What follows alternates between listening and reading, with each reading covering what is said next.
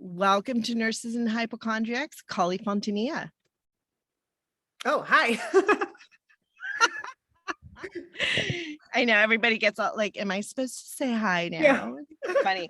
Cool. I am so happy to have you here. I'm so excited that I found you on TikTok. I was watching you, and then all of a sudden you started doing something amazing. You started blowing up, and you were on mainstream TV.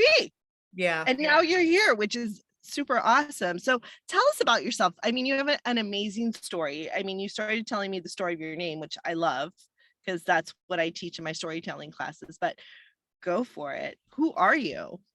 Oh man, this past year and a half has been nuts. You're right on that. I think it's been crazy for everyone. And I think we've all had a choice to make on whether or not we're just gonna stay silent or we're gonna speak up. And especially as nurses, and I'm a teacher, that's a really tough decision to make because you do feel like your career's on the line when you decide to speak up against what's going on in the mainstream narrative. And about 2 years ago, I was a public school teacher in California and enjoying my job, tenured, been teaching for 15 years. I love being a teacher. I think it's just God's gift that he gave to me is being a teacher. And 2 years ago, we shut down. And this was in March. So we're going on almost 2 years now. I get this message that they might be shutting down our schools, which in my school, they wouldn't even shut down when we had a gas leak. We had a gas leak and we kept teaching. We had our toilets stopped working and they brought in porta potties. So shutting down the schools is very rare, extremely rare. So the idea that they were about to shut down our schools was crazy. So I'm telling my students, you guys, I think they're actually going to shut us down. And my students didn't believe me. I was like, yeah, I'm a high school teacher. My students didn't believe me. I'm like, I think they're going to shut us down. And so what happened is that Friday, we got an announcement because they didn't really tell us teachers right away. They kind of kept it a secret from us. We got announced at the end of the day, our schools are being shut down and the kids need to all go home. We're not going to go back to school next week and it's going to be 2 weeks. So during this time, I already was starting to get outspoken on what's going on in our world, but not like how I am doing now, not even close. But the pandemic is what really just brought me to go blah, like I couldn't be silent anymore, especially with what they were doing to our kids. So then they shut down our schools for 2 weeks, and that turned into 2 months. And then in the summertime, we saw some of the most horrific and violent riots our country has ever seen. And massive crowds of people on the streets rioting and doing violence. And we're supposed to be in a pandemic, right? And I'm seeing people say, oh no, it's okay now. You guys can go out and go in these massive crowds and we can have kids rioting and all of this violence and people being shot and killed at these so-called protests. I think it was something like 12 people were killed within 2 weeks. Oh, wow. And I'm talking about the Black Lives Matter protests. Right. And this is when I just went completely like, there is only a few people that can speak up about this right now. Because if you are not the right skin color and you speak up about this and you say that this is wrong, what's happening, because those protests should have ended the night that the first Black man was shot on a Friday night in Oakland. He was shot and killed. They should have stopped. And just like in the time of civil rights era, they stopped and regrouped when things turned violent. Right. But instead they just kept going and kept going. So that's when I just started to really start speaking up. And I started speaking up online because I had a bunch of friends and family members because I'm from California and I used to be very much on the left. And now I consider myself an independent, but I vote for whoever is going to take less money from me. So usually I vote red, but I don't consider myself a Republican because I think a lot of them are on the same team. Right.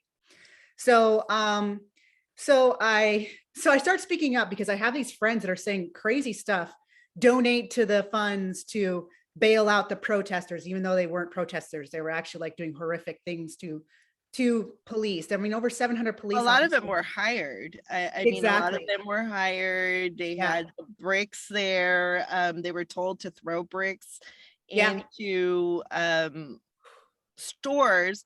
A lot of them were Black owned, you know, and it's just like, what are you doing?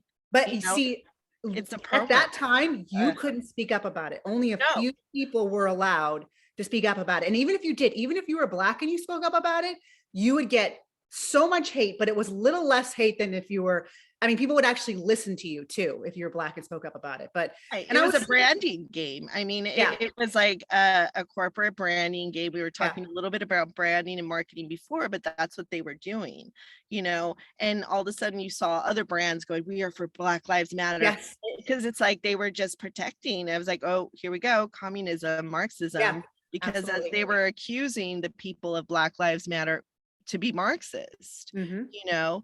And I know I got pulled into a Twitter argument like by other people who are nurses or all into leadership. I think there was 4 or 5 of them, and they were like, "We need to do better." And da da da da. I was like, "Speak for yourself." Yeah, I go, I have friends of all color. I date all kinds of colored men, you know, black, white, purple, orange, whatever. You could look at this podcast, how it is. I've worked in all kinds of different areas around Southern California, Los Angeles. Um, that's not me. And I said mhm. that. Oh, did I get bashed? Oh, of course. Yeah, I yeah, go, and it makes you have like cognitive dissonance because you're like, wait a minute, I I know me, know thyself, and what's going on around me is insanity, yeah, you know? absolutely. And so hurtful to society. I mean, they haven't done anything to help America except, give their founders a bunch of beautiful mansions. And so yeah, so I started speaking up against that online, and when I started speaking up against that, I was receiving a friend request every single minute. I actually have Love screenshots of it. it. Yeah, it was nuts. And I was like, I have never even asked for this. I didn't have social media for 4 years. I cut off, I tried it out when it was first, getting big. And I was like, this is a time waste. I cut it It out for is. 4 years. And then during the pandemic is when I decided to get back on, because I was like, this is nuts. And also I'm being isolated from all my friends and family. Mhm. And so I decided to start posting about this. And one of my very first posts was that I refused to watch the George Floyd video. Now, I'm not Yeah. faulting anyone that watched it, but I said, I am not going to watch it because I'm tired of seeing the media profit off of snuff videos of Black men. Snuff videos Right. are illegal. I remember being in college. Remember when we used to like download all the bad stuff? Because back then you had to like go through this long process to watch anything bad. Yeah, you yeah. know and Yeah, I there was like this like weird part of the internet where you could download snuff videos, and like that was kind of a trend in college where people were downloading really. people getting killed and watching and videos of it, which is illegal. But then we have the mainstream media showing all of America videos of Black men getting killed. They don't show the videos of anybody, of children being child trafficked. They don't human trafficked. They don't show the videos of any white male that's killed by the police, which does happen. True. It actually Which does happens happen. more Yeah. often than Black men, but they're showing these videos of Black men. It's a snuff video. And I was like, I'm not watching it. And that was when I first started receiving a whole load of hate. Like, you're just not gonna. I'm like, no, I'm not gonna. I mean, some of these people watched it over and over again, like 6 psychopaths. Yeah. Like, dude, stop. You're not gonna do anything. What are you going to do? You're not going to do anything. You're going to watch this video and post a black square and act like you're doing something for Black people. Like, I was so Right. annoyed with that. And then I saw, then we had like nurses and doctors coming out and saying, oh, even though we're in a pandemic, this is more important. You guys going out and Yeah. protesting. And I was like, wait a minute here. Our schools are shut down. Our kids are getting behind by the minute net right now. Like, our students are struggling. I had students that were taking classes with kids in their lap, because they had to babysit their brothers and sisters because their parents still had to work. And you're going to say, oh, go ahead and go out and do these violent protests. It's okay. It's more important than this supposed pandemic you're trying to convince us all of. So I just got so sick of it, and I just started speaking up, and then the rest is history. I mean, I received a gift from my district about a month after the George Floyd riots. I received a gift from my district for being a Black teacher. And it was, first of all, I received an email from the superintendent. It was very, very pandering. It said, we're gathering together a group of Black, mind you, my district is majority Hispanic. It's 80 to 90% Hispanic kids. And I've only taught Hispanic kids because I taught the English learners. And we have about 10 Black teachers in my district out of 1,000. Wow. And and so to get singled out for my race, for one, was already like, can we not do that? I'd rather be honored as a teacher for my merit than on the color Yeah. of my skin. And then they're also, and then the gift itself was so bad. I What mean, was it was, it? yeah. So the gift had a Black Educators Matter mask in it. Yeah. Which I now use in parody videos. So on my TikTok, I the saw reason, so that. I I started saw one. Yeah. yeah. So I started making parodies of a woke teacher because I was just like, I had this really bad toothache and I couldn't sleep. And so I got this character from like not sleeping and having a bad toothache named Miss Luna Activist. And I just started, TikTok's already a really crazy platform. And I'm like, okay, I'm gonna Yeah. start making parody videos. And I started using the Black Educators Matter mask. And people think she's real. I think mainly because she wears a mask in the videos. And you know, Love who it. yeah, and so I got this mask from in my gift. The gift also had an I love being Black pin in it and an I love being Black sticker. It had it had an Africa with the the Black Power fist on it on the card that was with Oh my it. gosh. Yeah, it had a letter to me that greeted me in the ancient greeting of Otep and said the God in me acknowledges the God in you, and Black Oh my God. educators are so important and blah blah blah.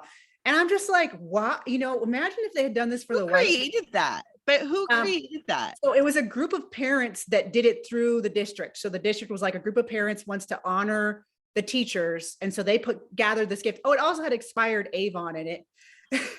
Oh my God.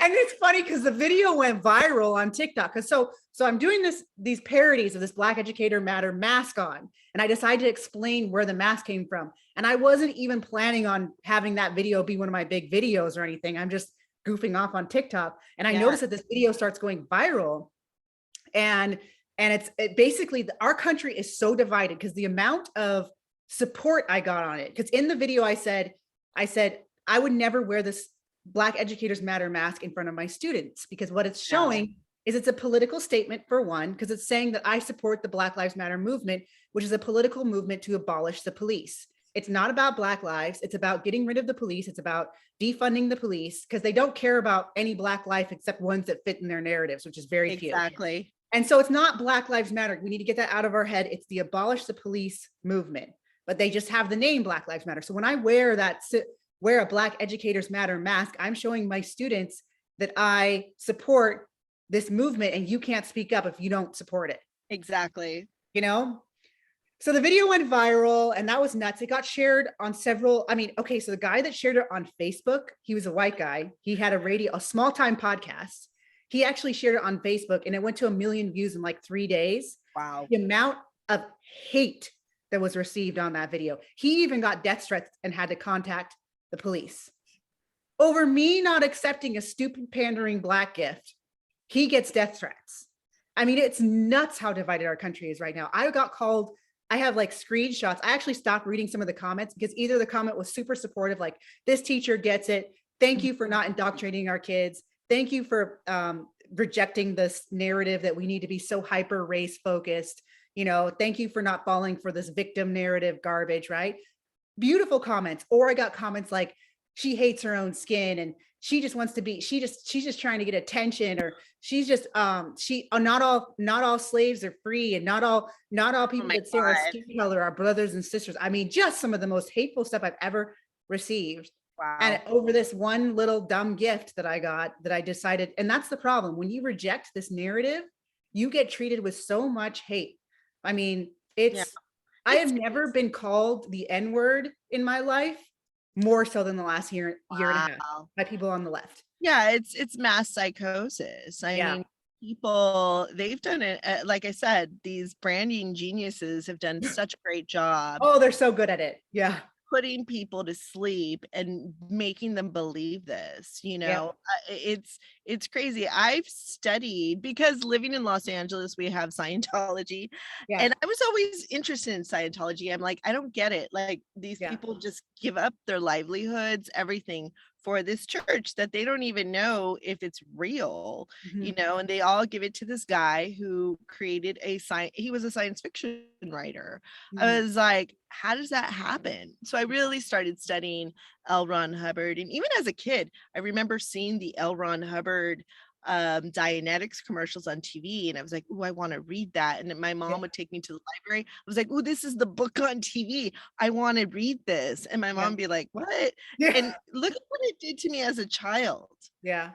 Just that commercial with a volcano erupting, and I Yeah. really wanted to read that book Yeah. because he was saying you need to read it. So there is something in this mass psychosis that are making people believe, oh, wait a minute, I need to say what everybody's saying because I want to be safe. I And don't want people to judge me, yeah. or, and they don't even understand what this BLM thing is all about. And I was just like, wait a minute, it's just know yourself. If you're cool with people, or is it really just showing who you really are? Yeah. Yeah. you know is it unveiling that and you're not happy about it? It's switching on something in their subconscious, which is making them feel guilty for maybe one thing that they may have done, or maybe they are a racist. Yeah. Now they're like, oh, I don't want anybody to know that. Yeah. You know what I Exactly. mean? Exactly. I totally agree with you on that. And the sad part is that people can support what they want to support, but the problem is if it's getting to the point where it's like a witch hunt if you don't go Yes. along with it. And it's really sad. I mean, there was people getting, especially when it first broke all the Black Lives Matter stuff, and like there was a few people online that were willing to put their, especially white people that were online that were willing to put to say something about it. They were getting Mhm. fired. There was people getting fired from their Oh, jobs. yeah, people were getting Yeah, fired, people were yeah, getting canceled, yep, it was absolutely insane, and yep, I was just, like, watching this, I was like, "Huh, so this is what was okay, interesting," this is what's trickling, this is what's going down, you know, I mean, what I have to say about it is, I think everybody has faced some kind of discrimination. I don't think there's one person in the world that said, "Oh, I've never been discriminated against." That's yeah, bullshit. yeah, I mean, I remember going to a private school where I was a minority. I mhm, mean, it was a bunch of Filipino kids, mhm, and and I was like one of the only white Italian people. My parents spoke Italian. English was their second language, and there mhm, was like maybe two or three of us in the mhm, classroom, and it was all Filipino kids. yep, I was just like, whoa, do you know how I felt? I felt like, wow, I'm not Filipino, I'm missing out. Like, so yeah, like yeah, it was just very, very interesting world. And then I remember even teaching at a all black university uh-huh, in Compton. And yeah, I really enjoyed that because I was like, ooh, I love what's going on here. yeah, They're trying to get more black nurses, more black male nurses into the profession. I love this. It was a brand new yes, school that had just started. Again, I was one of the only white people there. uh-huh, And there was Filipino nurse educators, or was black nurse educators. So I'm sitting in my office one day, one of the teachers approaches me and she's like, how does it feel to be the only white person in an all black school? I was yeah, like, what? yeah, Like, what did you just say? yeah, Like, yeah, and I never saw it that way. I was like, well, this is cool. This is yeah, fun. absolutely, There yeah, were so many different people. I mean, we had Nigerian students there, and they were bringing a lot of their culture, and they talk about it. They do the dress, and I love that. Like, I love cultures, and I wanted to be an anthropologist once upon yeah, a time, so I love seeing. I was like, "Ooh, what's that about?" And I'm even on TikTok. I'm like watching quinceañeras. I'm yeah, watching like Nigerian weddings. I'm watching Indian weddings. I'm very fascinated by that. I love it. It's so different and eclectic for me.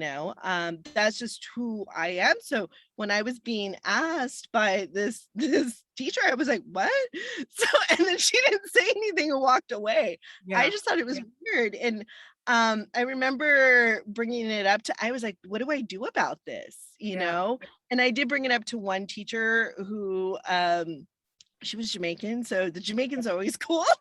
yeah. I'm actually half Jamaican. That's yeah. Yeah. And so Jamaicans always will they're not afraid to say what's on their minds, Yeah. and Absolutely. from my Yeah. experience, she was like, what? And Yeah. she was like, oh, and no. And Yeah. and I was just like, yeah, there was just a lot of other drama going on at that school. Unfortunately, my time there was very short, and I was like, okay, got what I needed to get, and I'm on my way, Yeah. So Yeah. on to the next thing. But it was very, very interesting, and I think it happens to everyone, and like in the words of Rodney King, can't we all just get along, So Yeah. Well, it just takes away from our individual stories. And that's moving on to now where I'm more of a voice about critical race theory. So because I was in the schools yeah, and let's because talk about that. yeah, because I was a teacher and I actually, because there's the left is, the mainstream media, which is controlled by leftist narratives, right? For the most part, Yes, they've been yeah. pushing a message out to America that critical race theory is not in our schools, not in our K through 12 schools. And that, but they've also been pushing out the message that it's something good. So it's like, which one do you guys want? Is it either not in our schools or it's something good that's in our schools that we need to keep? Because there's movements across the nation to ban it from our schools. And there's a lot of misunderstanding. So some people think critical race theory is the teaching of Black history or the teaching of, the hard history that we have in America, which is true. We do have some hard history in America, and we still have some stuff going on today that isn't right, Yeah. but that doesn't, but that's critical race theory is not that, it's not, if you ban critical race theory, it's not going to ban the hard history of America. Kids will still be taught about the displacement of Native Americans. They'll still be taught about slavery and Jim Crow. That's not what critical race theory is. What critical race theory is applying guilt to all of the institutions in America currently and applying guilt and victimhood to races currently. So that's why they want to work to dismantle the institutions in America, dismantle our Constitution and that kind of stuff. And say that the Constitution is white supremacist and it was created by white supremacy. So therefore we need to start all over again with what? I don't know. They're weird stuff. Chaz, Chaz that happened in I Oregon. even saw something that they were saying they don't even want to talk about what happened last January with the takeover of the Capitol building and all of that. They're like, oh, we don't want to teach that. So why it happened? I Yeah, mean, exactly. So critical race theory is basically applying guilt to all the institutions now and saying that it's all white supremacist and also applying guilt to white people now and victimhood to minorities now. And then it's teaching our kids that. So it's right. teaching our kids to look at everyone based on their race and treat everyone based on their race. So that's why you'll have things like privilege quizzes, which was actually done at my school, and where the Privilege kids quizzes? are privilege quiz. Oh my God. Yeah. So where they rank the kids by privilege. So they ask these very invasive questions, and then they have the kids rank themselves by privilege and say, oh, I'm on the top or I'm on the bottom. And how do you feel about being on top? And how do you feel about being on the bottom? And they're very loaded questions because they never include stuff like fatherlessness, which doesn't have a color, even though it does disproportionately affect the Black community. It does affect all kids that are are in fatherless homes. They have some of the most heartbreaking statistics in America right now. Yeah. Fatherlessness Yeah. is one of the worst things that could happen to a family and to a child. But they won't have that question in the privilege quiz. They won't have, and I don't think they should. I think that they shouldn't even do a privilege quiz, right? But I'm No, talking I've never about, heard of such a thing. This is ridiculous. yes. How long have they been doing this for? So this has been in the colleges for a long time. In fact, when I went and got my master's of education 15 years ago, I started that program. They had us do a privilege walk where they had us all stand outside. I had no idea what I was getting into. And at the time I was still on the left, but they had us all stand in a line outside, and they would ask us questions to step forward if you've done this, step back if you've done that. And then they would have us look around and who's had the worst oppression and who's had the most, and like reflect on that with your classmates. This was in college. Now they're bringing it into the high schools and the middle schools and the elementary schools. That is so creepy. Was that like a sociology class No, it was for or? my master's in education. Yeah. Oh my I think it God. had something to do with, they do a lot. They put a lot of, I was at UC Santa Cruz, which is in California, very, very left leaning Yeah. area. And I did at the time, man, that's a whole nother story, but it is leaving the left and all that. But anyways, so these kids are being taught to look at each other based on their race, and also CRT rejects the idea of color blindness. So that is not an ideal for society. They actually say color blindness is a white construct. Really? So when you tell me that you see me as, and I see you as a beautiful, As a strong, person. capable Yeah. woman, right? Person, Right. no, how dare you? Like you need to be looking at my color first and addressing me based on my race first, Or you saying, oh, I have Black friends. That's now considered a microaggression. To tell a Black person that you have Black friends, that's now a microaggression, like just really crazy stuff that's coming out right now. So crazy. But And people they're teaching will that. go, I have Armenian friends or I Yeah, have Italian friends, but that's okay. yeah, exactly. And it's all very backwards, and I'm seeing it. And so I saw the lessons in my school. They even explicitly taught my students, because it was a required class in ninth grade, ethnic studies in California in my district. And they even taught them explicit critical race theory. They taught them the definition. They had them look at school policy through the critical race theory lens. And it's really divisive stuff. And honestly, even if you are a fan of critical race theory, teach that to your own child. Yeah. Don't force it on parents that don't want their child to be taught to not be colorblind. Don't force it on parents who'd rather have that time spent on reading, making sure their kids are reading at grade level, which is a tragedy that it's not happening in our country right now, that our kids are coming out of high school reading at a fifth grade level. Well, most kids don't like, and I kind of told you this on Instagram. When I get a kid that's 4, 5, 6 years old, I have to ask them when I'm doing a physical exam on them, I have to ask them, do you know where you live? Do you know your Mm, address? Do you yeah. know the phone number of at least one parent? No one Nope. does. No one does up until 10, 11, 12. Sometimes even Wow. teenagers sometimes don't know it. What's going on there? Yeah. I remember going to kindergarten and having to learn where I lived, and I had to know that. And I'll ask the kids sometimes, like, well, what are you going to do if you get lost? And they're like, what? I go, what's your plan? And I ask the parents, do you guys have a plan? Like, if, you know, and they're like, what? We're supposed to have a plan. It's so sad what's going on in our society. It's heartbreaking. It is. So I went to a Facebook site because I was like, I know I'm not the only one that this is happening to. And there's a lot of nurse practitioners. There's over like 20,000 nurse practitioners all over the United States on this Facebook site. And I asked, I was like, hey, when you guys do a physical exam, are you guys getting these same results? And they said, yeah, the majority. Wow. Very few kid, no kid knows where they live or what the phone number of one parent is in the United Wow. States of America.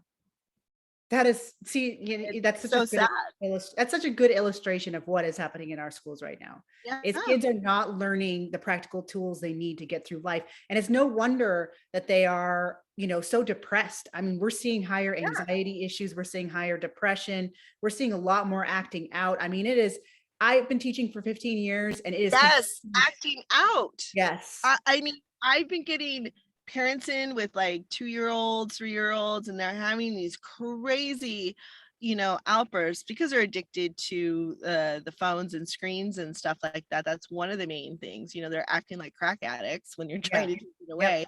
I was like,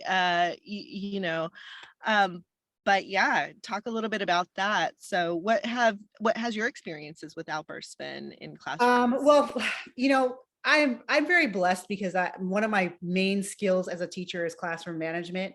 I mean, that's something I address right away with my classes. We do actually 2 weeks of just learning the routines, setting really strict boundaries. In fact, my students usually don't like me at the beginning because I am so strict. Like, but I tell them I'm like Mary Poppins. If you ever watched, Mary Poppins is like one of my Right. she's like a hero of mine. I love Mary it. Poppins did not play. Like, she was a fun No. lady, but she did not play. You know what I'm saying? Right, You got right. those little naughty kids in line. And that's exactly what I would do every year. And I would ask my coworkers, like, don't send me emails about kids that we share about how bad that kid is. Cause I don't want to even look at that child in that way, because I had so few behavior problems in my class. You know But what? I'm going to yeah, stop you right there because sure, that has happened to me. I had a parent, I'm going to give you an example. She had a sure.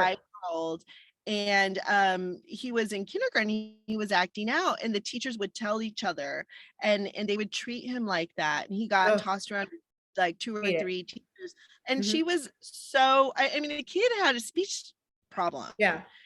I go, he's got to speak. The problem is he was hitting kids, and I go, Mm. it's because he can't express himself.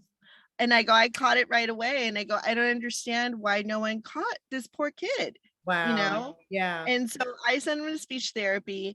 I wrote the teachers a letter saying, you Yes. know what, please don't treat this child that way. He cannot communicate, and when someone crosses a boundary, he'll push them or he'll hit them, because they're invading his space. And I was like, the fact that you guys, I didn't put that in the letter, the fact that you Yeah. couldn't get it, but it's because they're all tainting each other on this is the bad kid. Absolutely. We And have that happens all the time in the teaching profession. And I'm just gonna, I'm gonna bag on our public schools for a second. They're let's pretty, go ahead and do it. yeah, Yes, 'cause they're bad. The they're really things I've been bad. seeing, I think people need to get it in their minds that the experiences that they had in the 90s and the 80s as kids in school, and now their children are in school, is nothing like what it was like for us as It's kids. not, And no. I even had a hard time in high school and middle school. I mean, I was I've lost 70 pounds myself. I've I gone know you through a look weight loss amazing. I journey. saw Yeah, that. thank you. And that's actually another thing, is that you get treated very differently when you lose weight. They don't talk about that. They don't talk about how differently you are treated from when you were heavier to when you were lighter. Just, I mean, it's crazy. Like, even just that can change the way people treat you. You know what I'm Right. saying? And So true. so what's happening right now in our schools, especially the last 5 years, I've seen it really get bad the last 5 years, is that our schools are no longer educating our kids. They're now indoctrinating our kids and destroying their souls, like destroying their little innocent, sweet souls. Yeah. That's what they're trying to do. I taught middle school, and before, remember when you used to get health class in 10th grade? At least that's what it was like for us. We got it Uh-huh. sophomore year. And it was still kind of shocking, even sophomore year. Mhm. I definitely considered myself as kind of like a worldly kid. Like, I learned about a lot of things, but I never really, that's a whole nother story too. But I never really did For any your of that book. stuff. I For your knew book. about it, but I didn't do any of the bad stuff, right? I knew about it and I talked about it, and I tried to act like I was a bad kid, but deep down I had done nothing, right? Right. And now they're giving that same health class and making it more graphic, but giving it to seventh graders. So Wow. I would have my students come in, my seventh graders come in and be like, Miss Fontanilla, that class is so uncomfortable. Like, we don't like that class. It's so uncomfortable. What And were they showing? What so were it's they? it's straight up X-rated now, because they're teaching kids, they do want to do pleasure-based sex ed. So it's Oh not my just, God. so they're Are you teaching kids how to have sex, but in a way that's pleasurable, which, okay, cool. We know that teenagers are having sex. They can go to YouTube if they want to right? learn how to have, not their teacher. Pleasure, not their teacher. That's Yeah, so that's not uncomfortable. correct. And especially the kids that are completely not into that. And they're getting their little, I hate to put it this way, but they're getting their little cherries, their innocent cherries popped by their teachers. You know what I'm saying? That's so It's awful to true. say that, but It's true. that's what's But happening. I agree. I think it should be more structured in a way, because I've seen some obstetrics doctors, OBGYNs teaching stuff in a Doctors make school more sense nurse. to me to go in Yeah, and teach than a teacher. yeah. And it's Because just that, I don't think it should be pleasure because they don't understand that at that age. You could tell them, okay, because sex is a huge commitment. I tell my yeah, patients that all the time. I had a 13-year-old one day call a meeting with me, and she just wanted to talk to me by herself. She had done all this research. She had this 14-year-old boyfriend, and she was contemplating whether to have sex with him or not. And he had already had sex. And I yeah, was like, wow, this is like, I was very impressed with her. And I yeah, said, and she wanted to hear from me, like my point of yeah, view with all her yeah. research. And so we sat down and talked about it, and Uh-huh. what comes along with it. And I didn't, make it sound pleasurable like a porn or Yeah, anything. I yeah. mean, it was just about the facts so Mhm. that she could make her own decision. And her mom was there, but waiting in the waiting room. And so, and her mom knew and stuff. And I was like, well, she's a very intelligent young woman. My office manager was like, if that was my kid, I would have slapped her. And I go, why? Like, like she's trying to get informed. Yeah. I And go, that's the problem, is that we aren't treating these children like individuals with individual right, families who have different moral values. Okay. exactly. And we need to honor that in America. We are a place of freedom, and there are families that have different moral values than maybe the neighbor next door to you. And what they're doing is they're applying, they're taking whatever is the subscribed narrative moral value and forcing that on everyone's kids. Yes, And it's really not right. It's really a violation of parental rights. That's the I best way to put it. It's a agree. violation. And I think one-on-one conversations are very different than what a teacher is teaching to their whole class. Exactly. And especially with a one-on-one conversation with a nurse or a doctor, that's very Right. different It's than very, and very, there's laws with that, and that's very a whole different other than thing. a Yeah. teacher is teaching to their whole class, which is what was happening to my 7th graders, where they were coming back saying they were so uncomfortable. And parents don't even know what's going on, especially in the community that I was in, because it was mainly a lot of my students are English learners and their parents don't speak any English. And so the Right. parents had no idea. I mean, these are Catholic families. A lot of them come from Catholic backgrounds. They're from Mexico. Catholicism is the largest religion there, and they're very conservative in their values. And to know if they got to see some of the stuff their child was being taught, they would be so upset. And it should be a parent's choice on how much they want to expose their child to at certain I ages. totally agree. So anyways, it's just really bad. And that's just one side of it. That's just one side of it. Our kids are being attacked on all angles. So, and then we have forced masks on our children. We just Right. watched the Super Bowl yesterday with 70,000 people in a stadium screaming together. And then the kids the next day have to wear masks to Yeah. school. And the mayor is not wearing a mask. The governor is not wearing a All the mask. celebrities not wearing Yeah, masks. they get called out on it. Yeah, all the celebrities are not wearing masks. I mean, they took pictures of Kim Kardashian's kids. They weren't wearing masks, and what the mayor got asked, he's like, "Oh, hey, you're not wearing a mask," and he took a picture with Magic Johnson. He was like, "I was holding my breath. Why are you? What is going on?" I'm just like, these people want me to. I just want to like pull my hair out. I can't anymore with these guys that are running our country.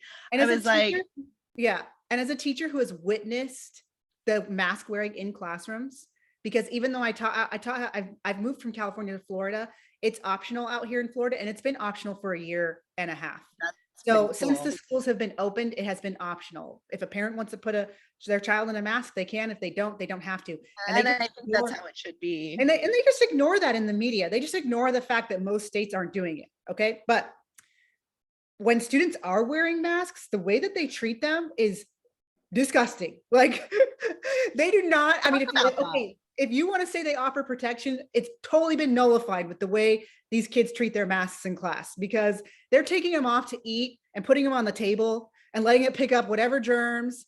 They're snotting in it. They're wearing it all day. They wear the same mask every single day over and over again. It's It's a cloth mask. Like exactly, it doesn't get washed. They're constantly fiddling with it, and you're not supposed to touch it, right? You're supposed to just put it on and leave it alone. Constantly fiddling with it. They're taking him off to take breaths, to breathe. I had this one girl, she would always like wearing 2 masks, and she would take it off to breathe.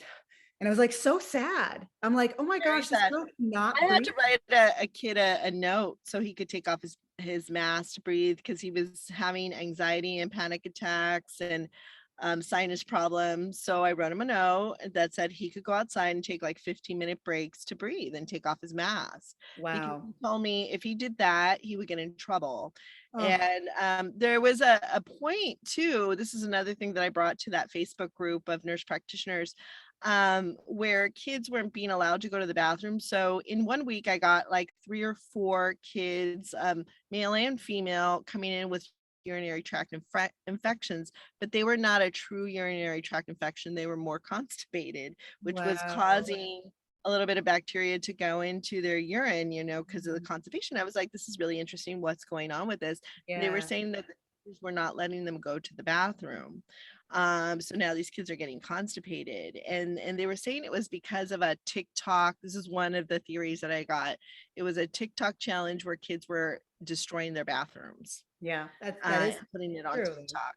Yeah, that is true. So, That is but yeah, happening. so many crazy things. And that's what's the problem with these public schools is when there is a few kids that do horrible things on campus, the whole school just kind of Everybody gets yeah. blamed, which is And that's not. something that's totally avoided if you don't have your kid in a public school or you homeschool them. You don't have to deal with that. And speaking of that, I'm actually opening my own school. It's going to be Yeah, an tell me about online. that. Yeah. What's your school gonna be about, and how are you going about putting it together?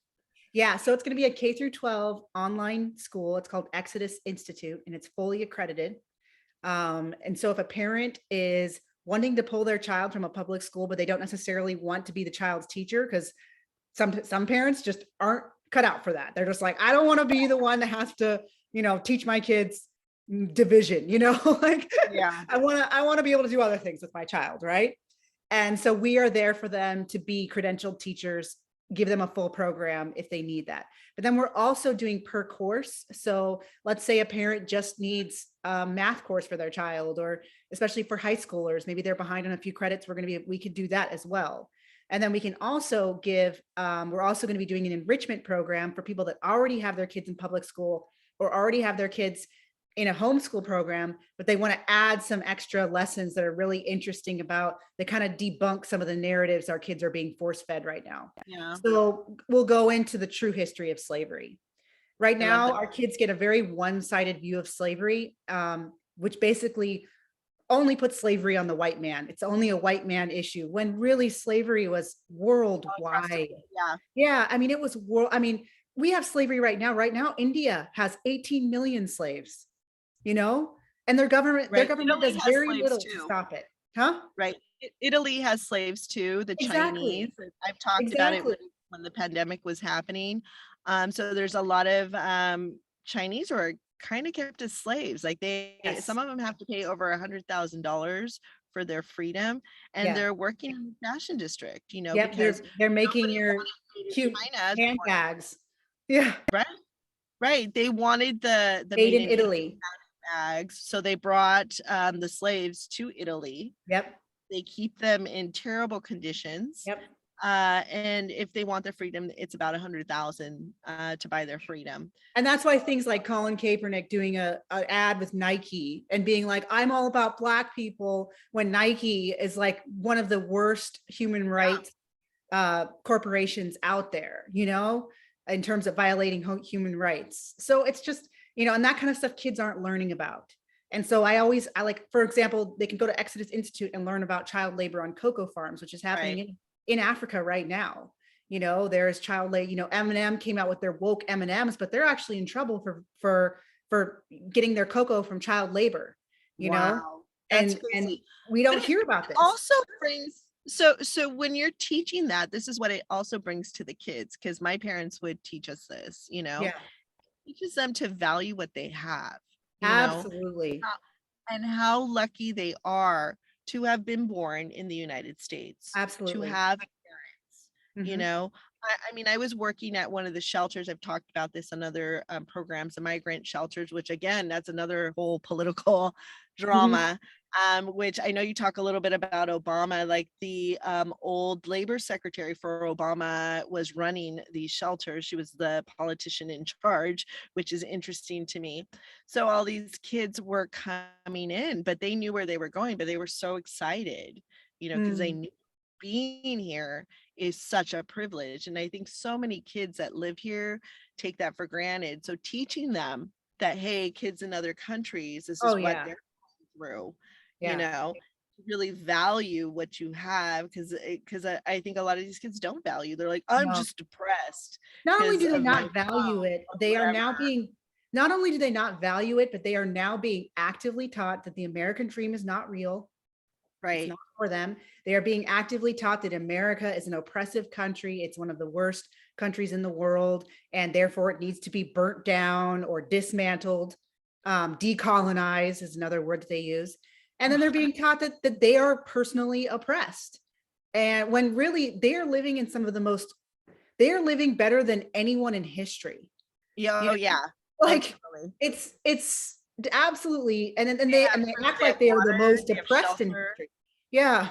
Even the poor child in America, which my students were majority poverty level, in, my students were, it was a very low income area that I taught, and it was mainly like kids that had parents that were illegals that came to this country Mhm. to better their, and a lot of them sacrificed a lot to get here and bring their Right. children here. Those are most of And my patients, yeah. yeah, and now these children are being taught that the American dream is not real, even though their parents did so much sacrifice to get them here. Are you kidding me? Right. And these kids, yes, even though they were considered impoverished in America, what are impoverished is very, very, very radically different than what it's like in Mexico or in India, radically different. And but then, you say something like that and you're like, oh, those are just white supremacist talking points, blah, blah, blah. And I'm like, oh, you guys shut up. You have to Like, label it and identify it with something always. I mean, yeah, it's totally crazy. But, yeah, I mean, it's very, very sad what's going on. I wanna bring up the Super Bowl. I don't know if you watched the Super Bowl halftime show I yesterday. did. Yeah, Okay, so, here's my take on it. I wanna know what you thought of it because sure. when I was watching it, I was like, I'm a big Snoop Dogg fan and I love rap and all of this and stuff, but I was watching it with a very critical eye. I was like, "Okay, what are they gonna show us?" And the first thing that got me was the stage and how they had everybody in boxes. I was like, "Okay, Mhm. this is interesting." They're wanting to put everybody in a box, Yeah. whether that so we have to really look at that. And it kind of looked like the shipping containers in Long Beach in a way. And now in Long Beach, California, they have a bunch of new buildings that kind of look like that. They're Mm, kind of all boxy. And a lot of the conspiracy theorists are saying, yeah, they want to put everybody in a box, like in very small apartments, very compartmentalized. That's where you're going to be living, you know, kind of segregation. The other mm, thing that I got too was the prison wear. I was like, "Oh, this is great. I get it, Death Row Records, I get it, but what are you putting out there?" mm, It's like, is this what you want children to be? I mean, it's like, why don't we talk about rehabilitation? It's like, mm. that's great, and I guess that's your brand, but really, come on, with what's going on, it's more programming. Hey, it's cool to wear prison garb and to go back and forth in prison and just have this low level life. That's all it is for you, and that's all you're going to become. That's what they're trying to show people, Yeah. so in my point of view. Well, But that's the soft bigotry of low expectations. It's a very, I think it's, who says that? Thomas Sowell. He's a very great writer, who's written some amazing books. Anyways, it's basically that we have very low expectations for our Black and brown kids in America, and we put that on them. Like, oh, you can be an entertainer, you can be in football, you can, when really they're so much more, they're capable of so much more. And exactly. what it's interesting. I actually smoked weed with Snoop Dogg back in my 19-year-old, 20-year-old Love time. it. Oh Yeah. my god, tell the story. That's Yeah. awesome. So actually it's a really protected story because I did not know that I was going to go smoke with Snoop Dogg. So my friend That's was the in, best story. this was during, I was young and 20 during the peak of that era, which was really a fun time to be young, but also Yeah, it so much, was. a lot of bad experiences too at the same time, because a lot of the men treat the women like garbage. And that's something that we don't, that the left has totally ignored, that gangster rap is some of the most misogynistic music out there, but the Yeah, beats are great. The beats are great, but it's very so great. horrible the way they treat women. Let's just be Right. honest. True. And Right. so my friend, she calls me, and I'm in college. This is like, I'm 20 years old. She's in music videos. She's beautiful. She's been in several music videos. We hang out or whatever. She tries to convince me to do that, but I never wanted to do that. I was like, no, that's silly. Like, and I had just recently lost like 50 pounds. I've lost more of it as I've gotten older, but and I was kind of feeling myself or whatever. And she calls me, she says, hey, we're gonna go to Diamond Bar to Snoop's house. And I thought she meant a bar or something, like this bar Right. called Snoop's house. I didn't know we were actually gonna go to Snoop's house in Oh my Diamond Bar. god. He actually had a house that he bought where he housed a studio. It's not his main house where his family is, but he had a house in Diamond Bar where his studio was and where people kicked it, right? And so she calls me up and she's like, you want to come? And I'm like, sure. And I just like if I had known that we were actually going to Snoop's house, I probably would have worn the most hoochie outfit possible and put myself in like the most like crazy looking, you know, tons of makeup and just presented my like ultimate, like, hey, I'm cute self. Right. But instead, I thought we were just going to some, and Diamond Bar's kind of like a valley area of LA. It's not really like, it's not really Yeah, like a destination, right? So I'm like, we're going to some yeah. random bar in Diamond Bar. So I just was like wearing a sweatshirt and I had my hair like in a low bun, you know? So I was like, not cute, right? And we go and we park at this house. And I'm like, wait, we're actually going to we're actually going to see Snoop Dogg? And she's like, yeah. And I'm like, oh my gosh, that's crazy. And so we go Wow. into this room. And first there's like two guards that check our purses when we come in. And then we go into this studio room and Nate Dogg's actually there before he had died. And his girl was like sitting behind him, like mean mugging us, like, you better not look at Nate Dogg, you know? And so we're sitting in the room. There's probably they're all playing Bones, I think, that game where you like have the dice or whatever. And I mean, not the dice, but oh gosh, why am I blinking on the name? It's not dice, it's the other one where you're dominoes. There we go. They have dominoes. They're playing some dominoes game, right? And there's this white guy who's working on beats in the background. Like, I wonder if that's who really makes their beats too, actually. There's like this little like long-haired white guy who's like just making beats in the background, you know? And then Snoop comes in and he starts passing around like a blunt. And I take some of the blunt and oh my gosh, I get so high out of my mind. I'm like, I can't believe that I'm here. It felt so surreal. It was nuts. Like, I actually regret that I smoked because it just made me go into like this weird place, you know?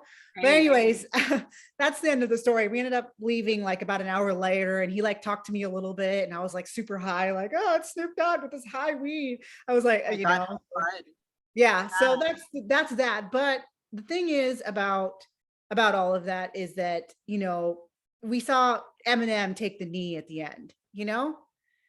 So he took a knee. I didn't notice that. Yeah, so he took a knee at the end in honor of Kaepernick or whatever. And it's like, I'm just so sick of it. I'm just so sick of it. Like the way that the one white person that performed had to pay their penance. You know what I'm saying?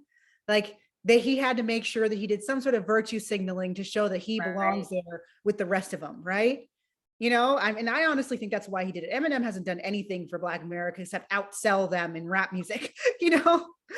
I was surprised he was there. I was like, why are they putting, I mean, I understood like Snoop Dogg, he's from LA. I don't think Mary J. Blige is from Los Angeles. I don't think he was. I was like, what are they trying to do here? Like, I don't get it. Was it just a Death Row Records thing?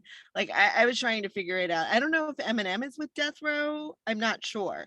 Yeah, he was signed by Dre. Yeah. So then that's what they were trying to do. But I'm not sure about Kendrick Lamar either. I was like, I don't even know who that's a new rapper from nowadays. And he was way worse than the rest of them. Like, he did not belong. He was like, get the old school stuff back on. But anyways, like Eminem had to virtue signal in front of and on national TV, you know, pay his penance. He's getting praised, you know, because he just took a knee. Like, that's such a big deal. And that's the kind of stuff that happens right now. You can basically, you know, I mean, if we want to talk about cultural appropriation, he's the king of it, you know, Eminem, but it's not a bad thing. I think it's cool. Like, he's an amazing artist, but he gets a pass because he took a knee, you know, at the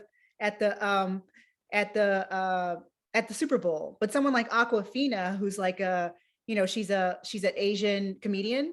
She got slayed by the media for using a black scent, you know? And she uses a black scent, so therefore she's culturally appropriate. I mean, they don't even follow their own rules. It's so ridiculous. They don't. It's all over the place. It's like when we were talking in the beginning of the podcast about people getting canceled and people because of what they said. It's like the rules don't apply to everybody, as we saw at the Super Bowl and the mass. So it's just so crazy. But anyway, so any closing remarks? I mean, I love this conversation. It's so much fun. I love what you're doing. You know, keep going. And I would love to have you back on in the future. But closing remarks, anything you want to just kind of say?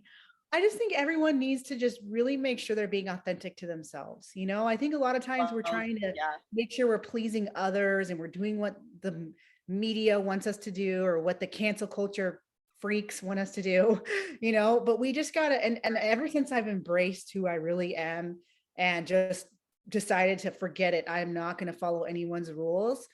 It's been a wild ride, and I'm really glad I didn't do that. And if you're interested in my school, the website is thinkexodus.org. So if they're right now we're taking in we have a mailing list. We're hoping to launch in March. It's a lot of Excellent. work. So my husband, he's also an Yes. educator, and he's helping to get this thing launched. He's very sharp. He's the one that's doing most of the work. But but yeah, so That's thinkexodus.org if you want to check out my school. You can follow me on social media. That's a wild ride too. You can see all the hate I get because I always call that out. But yeah, I am happy to be here. I love free thinkers. I think it's awesome. I think we need to just continue to unite in our freedom of thought. excellent. And I'm going to add all your links on Cool. our show notes so people can just go on there and check out your school and check out your TikTok channel and everything and all the amazing stuff that you're doing. Thank you. So awesome. Thank you so much, nurses and hypochondriacs. Till next time. Goodbye.